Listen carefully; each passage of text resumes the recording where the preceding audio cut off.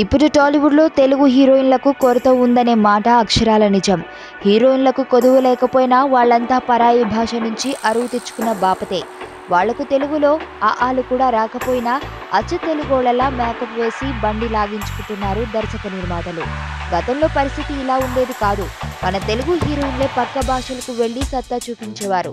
సావిత్రి, జమున, శారద, వాణిశ్రీ, జయప్రద ఇలా చాలా మంది హీరోయిన్లు ఇతర భాషల్లో కూడా వెలిగిపోయారు. కానీ ఇప్పుడు సిచ్యువేషన్ మారిపోయింది. ఇక్కడ వెలిగేవారంతా పరాయి భాషల వాళ్లే. ముఖ్యంగా తమిళ్, మలయాళీ హీరోయిన్స్ కూడా బాగా అక్కును చేర్చుకుంటున్నారు. కానీ మన తెలుగు అమ్మాయిలు మాత్రం పక్క భాషల్లో బాగానే సక్సెస్లు కొడుతున్నారు. ఈ వారమే విడుదలైన 20 మూవీతో తమిళ్లో సూపర్ హిట్ కొట్టింది తెలుగు అమ్మాయి అంజలి. ఇప్పటికే అక్కడ బాగానే సెటిల్ అయిపోయిన ఈ భామకు బోలెడంత డిమాండ్ ఉంది. ఇక శ్రీదివ్యది కూడా సేమ్ సిచ్యువేషన్. ఇక్కడ అవకాశాలు లేవు, కానీ తమిళ్లో స్టార్ అయిపోయింది. ఓ వారం క్రితం వచ్చిన రాయుడు మూవీతో మంచి హిట్ను సాధించింది. అష్టచమ్మ భామ స్వాతి పరిస్థితి ఇదే. ఇక్కడ స్టార్లే కాదు, ఓ మోస్తారు హీరోలు కూడా ఛాన్సులు ఇవ్వరు, కానీ తమిళ్లో మాత్రం పెద్ద హీరోయిన్ అయిపోయింది. బిందు మాధవి కూడా తెలుగులోనే కెరియర్ స్టార్ట్ చేసి తర్వాత చెన్నైలో సెటిల్ అయిపోయింది.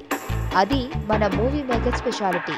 తమిళం, మలయాళం హీరోయిన్స్ ను పట్టుకొచ్చి పక్కా తెలుగు నేటివిటీ అని చూపించేసి అదే నిజం అనుకోమంటున్నారు.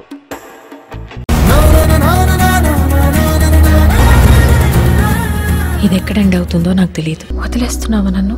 నిన్ను లవ్ చేసేంత లగ్జరీ లేదు, వదిలేసేంత లెవెలు లేదు.